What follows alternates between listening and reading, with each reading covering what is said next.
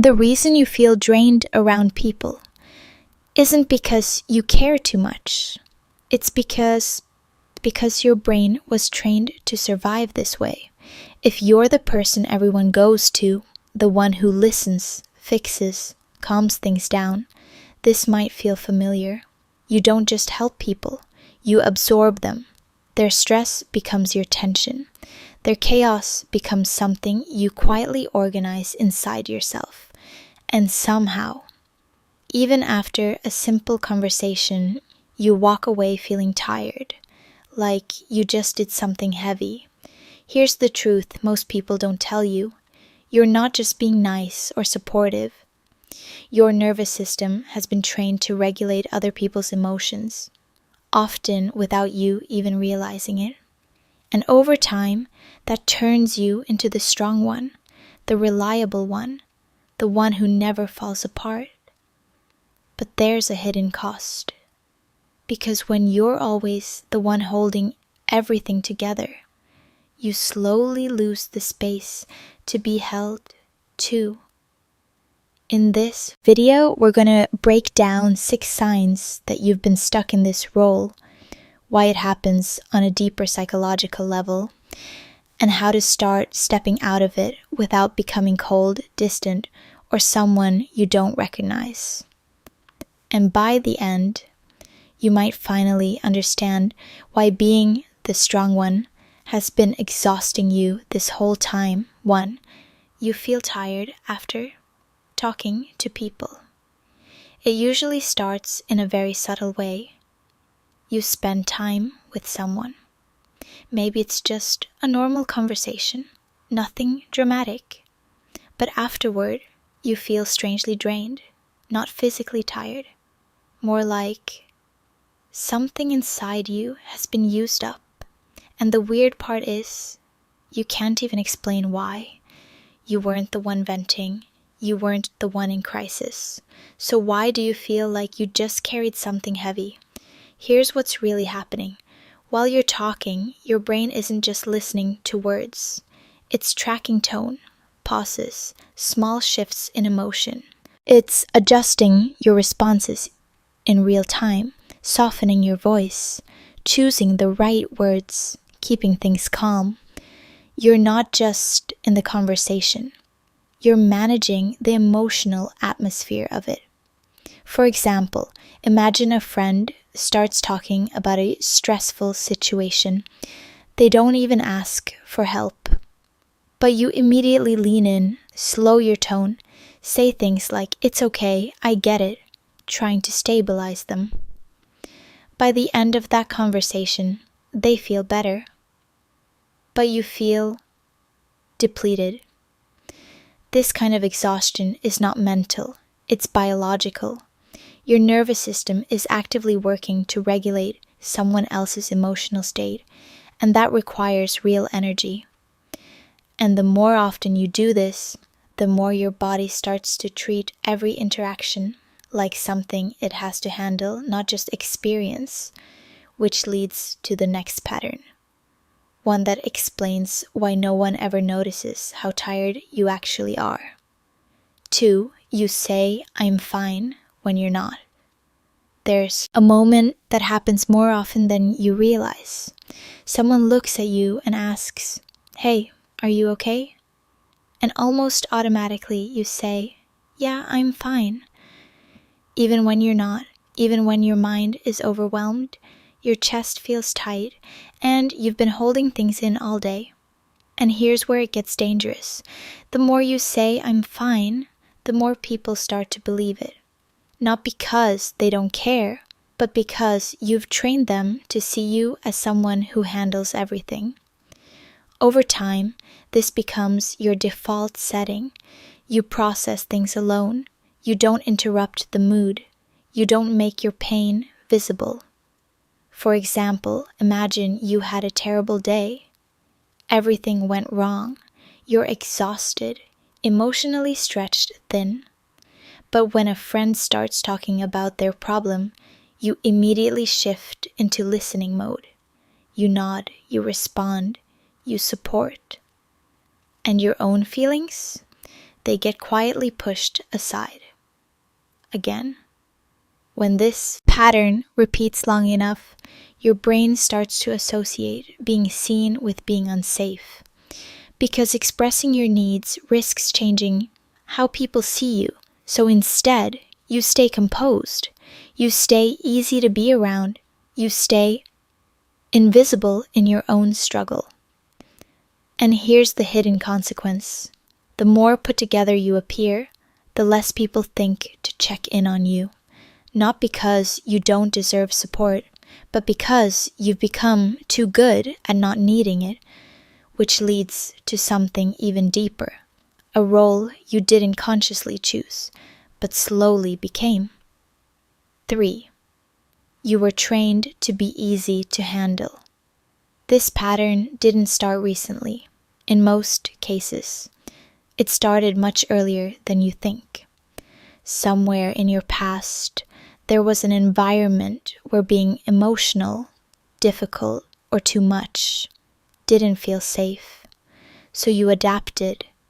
You became the calm one, the one who didn't add problems, the one who could handle things quietly. But here's the part most people never question. You didn't become this way because it was your personality. You became this way because it worked. Maybe when things were chaotic, you stayed quiet to avoid making it worse. Maybe when someone else was overwhelmed, you stepped in and stabilized the situation. Maybe you learned that being easy to deal with made people more accepting of you. At the time, it made sense. It protected you. It helped you stay connected. It gave you a sense of control in an unpredictable environment. But over time, that role stopped being something you did and became someone you are. For example, think about how quickly you adjust yourself in conversations. You might change your tone, your words, even your opinions slightly, just to keep things smooth. Not because you're fake, but because your system is wired to avoid friction. When this adaptation goes on for years, your identity starts to form around it.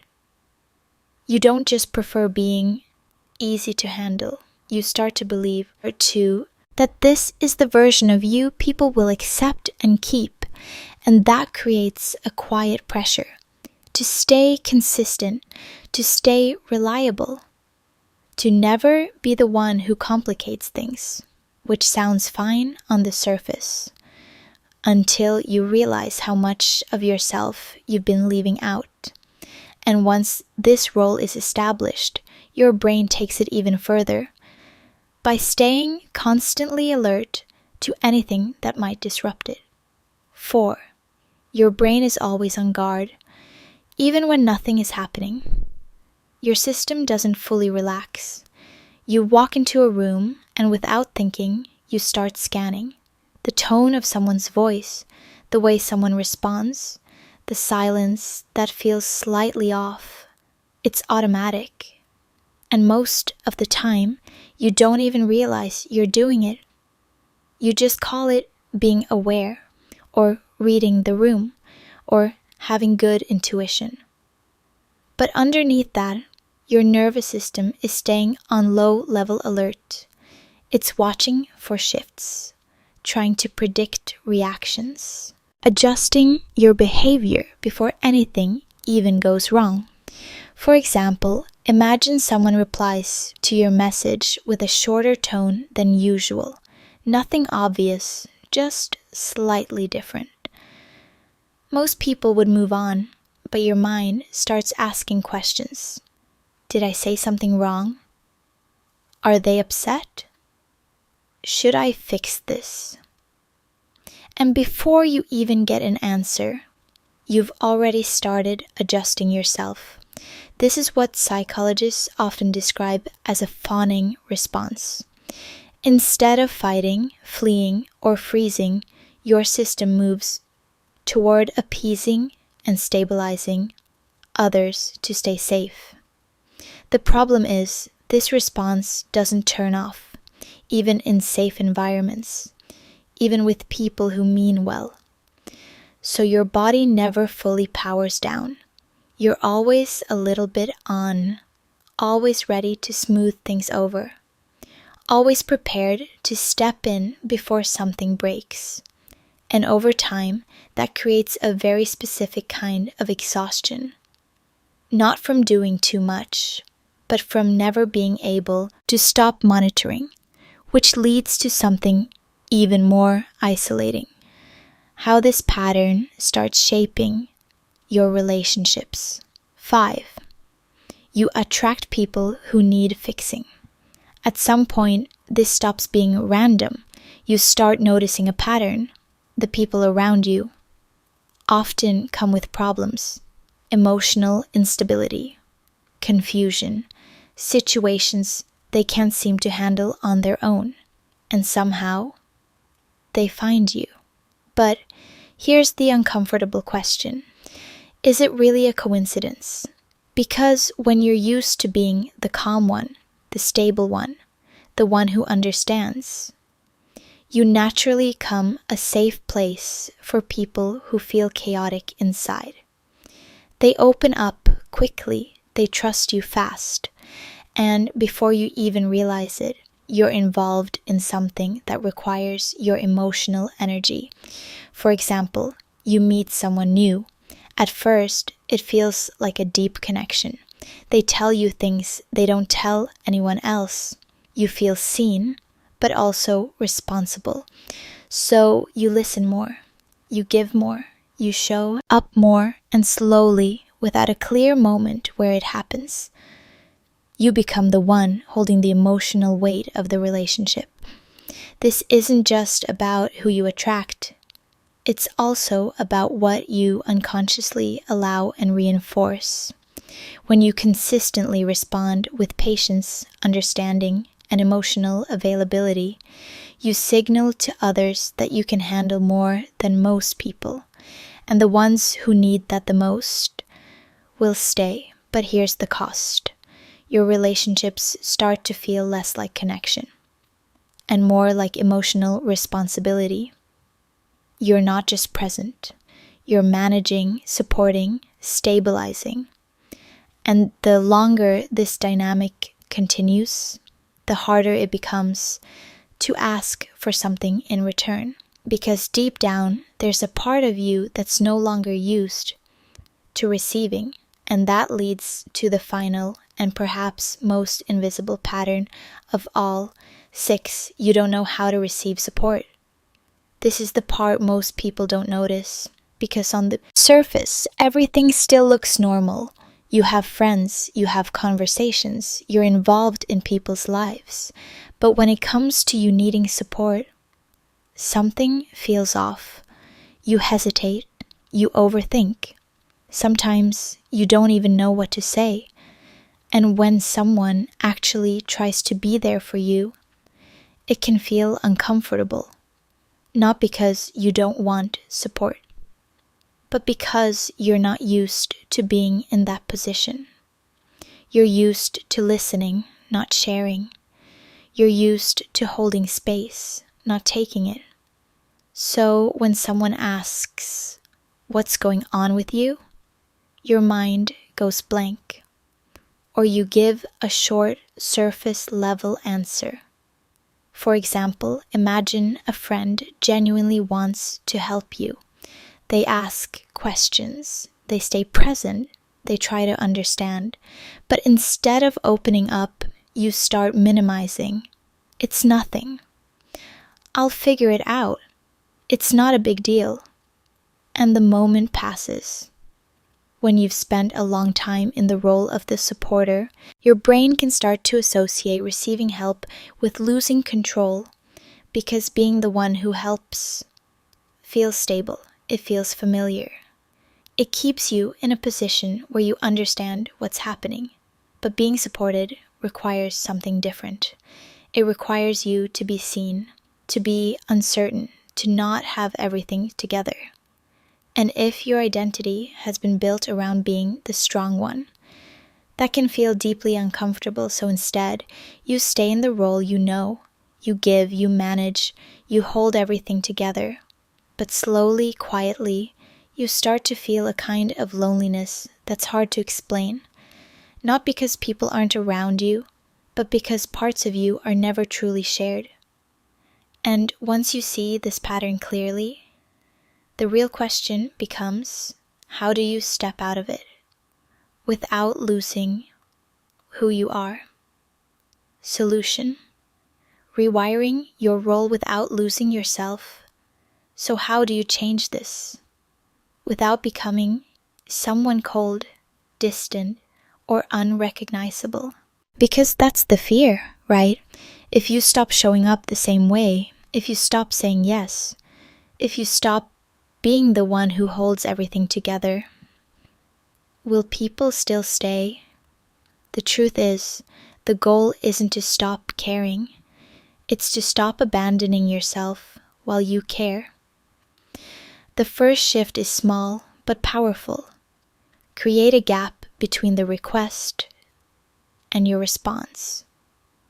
Instead of immediately saying yes, try something simple like, "Let me check and get back to you." It sounds basic, but that one sentence interrupts the automatic pattern. It gives your nervous system time to ask a different question. Not, how do I fix this? But, do I actually have the capacity for this right now? That question changes everything. For example, imagine someone asks for your help when you're already drained. Your usual response would be to agree and figure it out later. But now you pause, you check in with yourself, and maybe for the first time you say, "I care about you, but I can't tonight." At first, that might feel uncomfortable, even wrong. That discomfort isn't a sign that you're doing something bad. It's a sign that you're doing something new. Your system is used to prioritizing others to feel safe. So when you start prioritizing yourself, it feels unfamiliar. But unfamiliar doesn't mean incorrect. The second shift is learning to be specific and honest with your boundaries, not vague, not apologetic, just clear. I can talk for 10 minutes, then I need to go. I'm not available right now, but we can talk later. I need some time to recharge today. These aren't rejections, they're adjustments. And something important happens when you start doing this consistently. The people who genuinely respect you adapt. They don't disappear, they don't punish you. They simply meet a more honest version of you. And for the first time, support stops flowing in only one direction.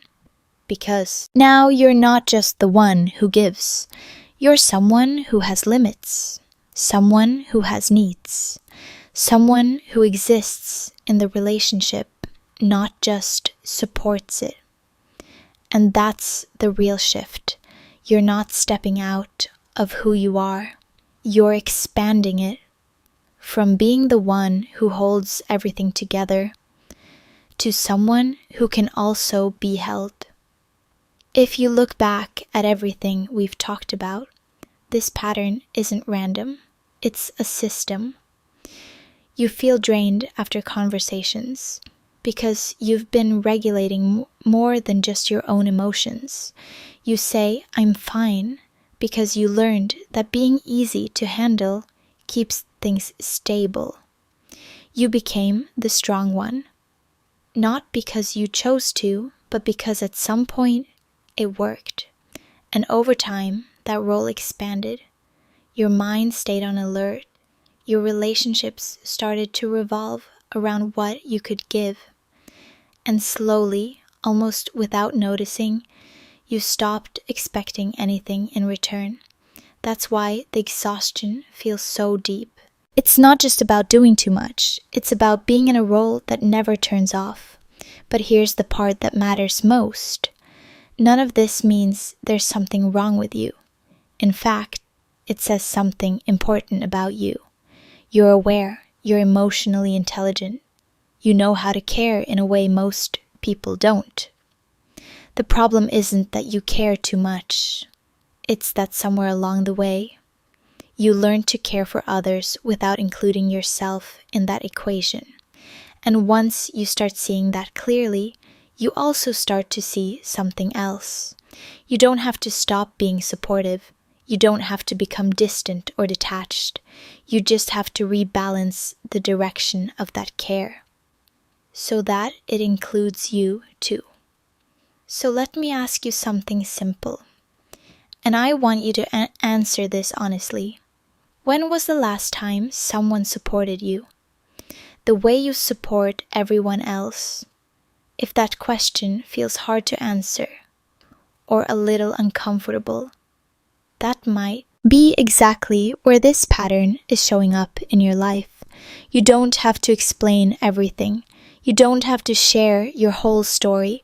But if something in this video resonated with you, leave a comment with just one word: seen. Because sometimes the first step isn't fixing anything. It's just realizing you're not the only one who feels this way. And if you want to go deeper into this, understanding your patterns, your nervous system, and why you think and feel the way you do, make sure you subscribe. There's a lot more we're going to uncover together, and next time, we're going to talk about something that connects directly to this. Why people who are always strong struggle the most when they're finally alone.